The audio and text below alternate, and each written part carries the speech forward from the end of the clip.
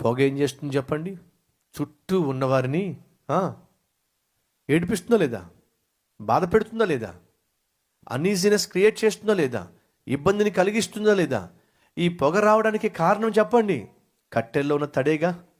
నీలో ఉన్న తడి అనగా నీలో ఉన్న పాపము, అనగా నీలో ఉన్న శరీర సంబంధము, అనగా నీలో ఇంకా నువ్వు పూర్తిగా విడిచిపెట్టనటువంటి పాపిష్టి జీవిత విధానము.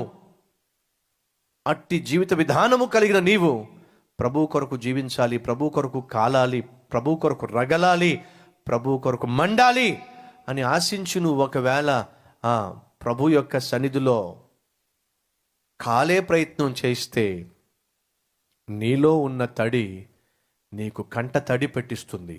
అంతేకాదు నీ చుట్టూ ఉన్న వారికి నీ వల్ల ఇబ్బందిని, నీ వల్ల బాధను, నీ వల్ల చిరాకును, నీ వల్ల కోపాన్ని, నీ వల్ల నష్టాన్ని కలిగిస్తుంది. క్రీస్తే నాయందు జీవిస్తున్నాడు అని చెప్పగలిగినప్పుడే మనము నిరుత్సాహపడకుండా, నిస్పృహకు లోను కాకుండా, ఎవరైనా ఒక మాట అన్నప్పుడు లోపల కుమిలిపోకుండా, బాధకు గురి కాకుండా, మనసులో ద్వేషాన్ని పెంచుకోకుండా, సింపుల్గా దులిపేసుకొని కామ్గా ముందుకు పోవాలి అని అంటే ఈ అద్భుతమైన ఆత్మీయ తత్వాన్ని, వ్యక్తిత్వాన్ని, దైవత్వాన్ని మనము కలిగి ఉండాలి.